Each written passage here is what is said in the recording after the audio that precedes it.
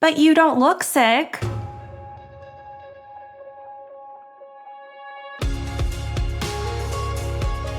Today, I want to talk about a phrase that so many of us living with invisible illnesses, especially things like Sjogren's and hypermobility, mast cell disorders, all those things, something that we hear far too often. Hey everyone, my name is Dr. Carol Wada. I am a board-certified allergy, immunology, lifestyle, and functional medicine physician. I'm a certified life coach, and I've been helping people with complex immune system conditions for, over 15 years now. And as someone who lives with Sjogren's myself, I really understand this journey pretty intimately at this point. For many of us living with these conditions like Sjogren's, this phrase echoes long before a diagnosis ever does. But you don't look sick. It's a sentiment that can be incredibly invalidating and frustrating. And in the next 15 minutes, I'm going to explain why Sjogren's itself is so frequently missed, the common conditions it's confused with, and most importantly, why getting the right diagnosis matters for your long-term health and treatment options.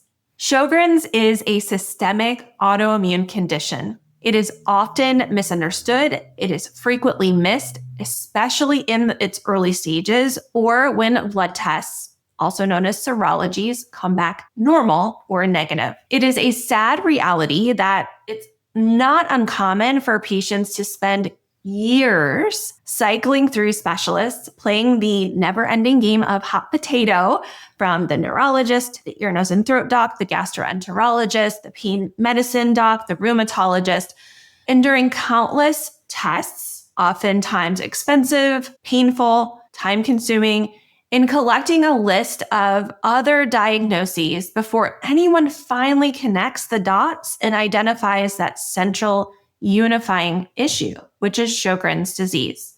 While many people, especially many physicians, think of Sjogren's as dry eyes and dry mouth because that's what we are taught, Sjogren's is a systemic autoimmune disease that can affect virtually any organ system in the body, from our head to the tips of our toes. Sjogren's, our immune system is mistakenly attacking our body's parts and pieces, our moisture-producing glands, but the inflammation doesn't just stop there. It also can impact your joints, your nerves, lungs, kidneys, gastrointestinal tract, blood vessels, and more.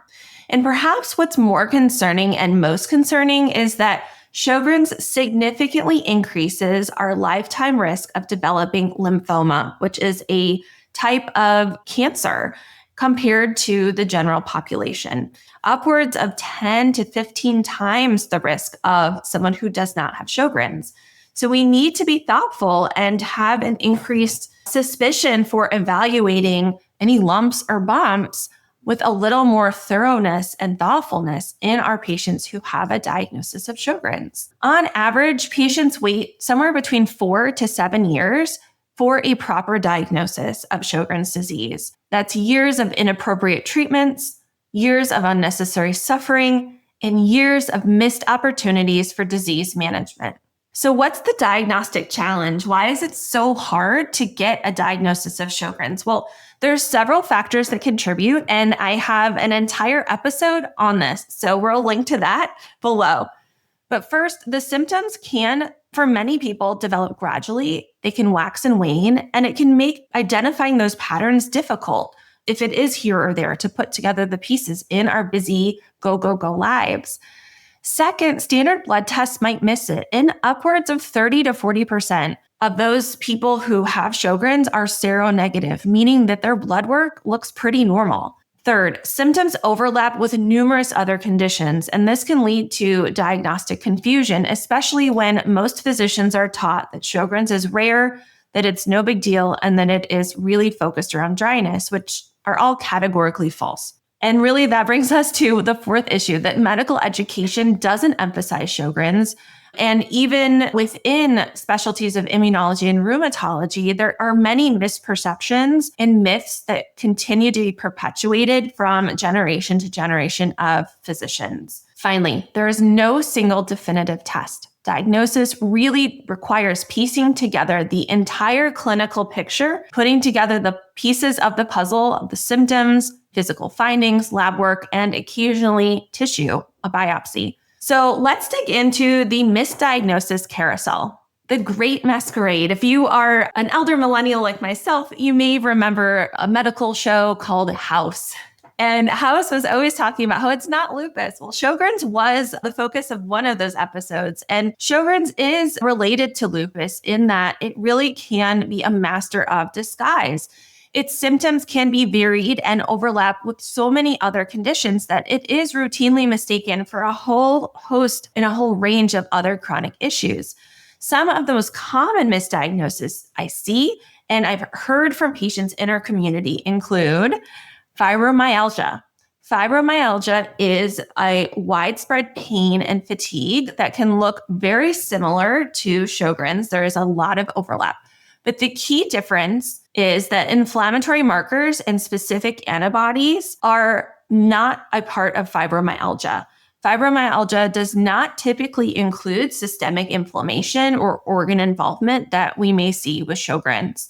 Fibromyalgia is really thought to be a non-inflammatory condition that is related to how we perceive and feel pain.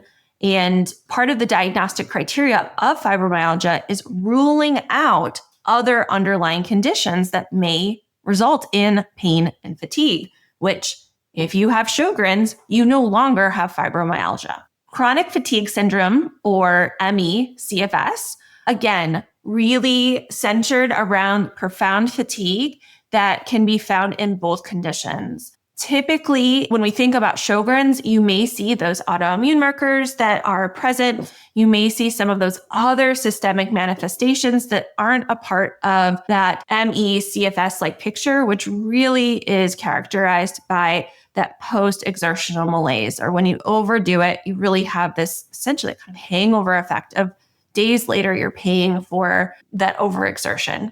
Depression or anxiety. Yes, living with chronic symptoms can absolutely affect our mental health. If you are dealing with brain fog and pain and not sleeping well and your joints hurt and all these things, it can really weigh on you. But all too often, this is used as a bit of a cop-out. Physicians will attribute physical symptoms to psychological causes without really digging in and investigating the potential for underlying autoimmunity. This is particularly common with women who are disproportionately affected by Sjogren's. 9 out of 10 patients with Sjogren's are women. Next, irritable bowel syndrome. GI disturbances are common in Sjogren's, and we think probably relate to how Sjogren's develops. These include reflux, difficulty swallowing, abdominal pain, bloating, constipation, diarrhea. Without looking at the whole picture, if we are just zoning in and zooming in on the gastrointestinal tract, we may miss that this patient also has significant fatigue, significant body pain. They may suffer from nervous system issues called dysautonomia that really may be at the root of what can be driving some of these IBS-like symptoms. I am absolutely thrilled that as a community and as a world, we are talking more about the menopausal transition, about perimenopause, about what all that means as women in our 30s, 40s, 50s, and 60s onward are experiencing this transition in life. We're talking more about the fatigue, the body pain and inflammation, the dryness symptoms, itching symptoms that sometimes can come along with this menopausal transition. I worry that we may be using this as another potential kind of cop-out when we are talking with our patients who are undergoing that menopausal transition, but have something additional going on in addition to that, which may be Sjogren's disease. I think, it is really important to remember that autoimmune conditions often will reveal themselves during those times of hormonal transition, during that time we're undergoing puberty, around that pregnancy, postpartum period of time, and then also around perimenopause, menopausal transition. There are a few diagnoses that are a bit controversial in regards to, do they exist? Do they not exist? What's going on? And so oftentimes when patients have sought care from their traditional primary care doctors, rheumatologists, and they've come out of those experiences feeling dismissed, feeling gaslit, They may then turn to more non-traditional healthcare professionals who may say, hey, you have adrenal fatigue. Hey, you have chronic Lyme. You have candida or systemic yeast overgrowth. You have mold toxicity, right? And these are examples of diagnoses that are frankly still trying to be understood. Do they truly exist? What is the science behind that? And we'll save that discussion for another episode because really that could be a whole series of episodes.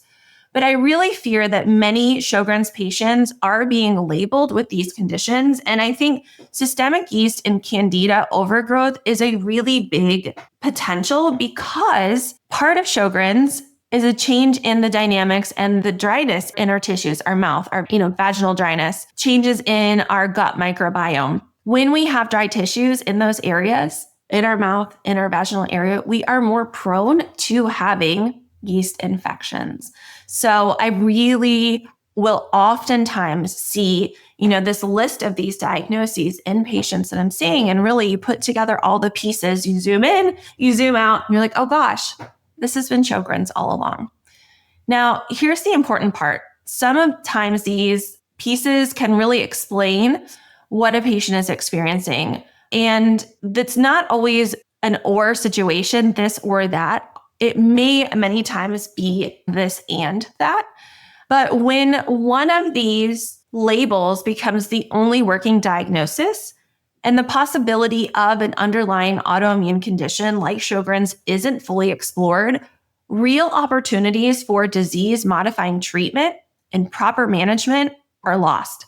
The inflammatory autoimmune disease continues. It continues to progress. It's unrecognized and it's unmanaged. And this problem isn't just diagnostic delay. It's that patients spend years receiving inappropriate treatments while their underlying autoimmune disease progresses unchecked. So why does an accurate Sjogren's diagnosis, why is it so critical? This is why I'm so passionate about digging deeper. Sjogren's isn't just dryness. It is a systemic disease. It means that it can affect your entire body, your joints, your nerves, your lungs, your kidneys. And something that many people don't realize is that Sjogren's significantly raises the risk of developing lymphoma, a type of cancer. An accurate diagnosis changes everything. It shifts the focus from simply trying to suppress individual symptoms and playing the game of whack-a-mole to actually managing the underlying disease process. Without diagnosis, treatment focuses on symptom management, eye drops for dryness, pain medications for discomfort, antidepressants for fatigue. With proper diagnosis, we can start to think about disease-modifying anti-rheumatic drugs, DMARDs, that target the underlying autoimmune process. We can start to think about some of the new medications, the biologics that are undergoing phase 3 clinical trials. We can start regularly monitoring for complications and, screening and thinking about the potential for lymphoma. We can coordinate care between rheumatology, immunology, ophthalmology, dentistry, and other specialists as needed. And most importantly, we can stop chasing symptoms and start addressing these root causes. The systemic autoimmune disease that's driving the whole process. We can really, use that along with lifestyle and other entities to really focus on that next best step forward. Truly, your journey matters. If you have been on this diagnostic odyssey, if you have felt dismissed or like your symptoms aren't being taken seriously, please know that you are not alone.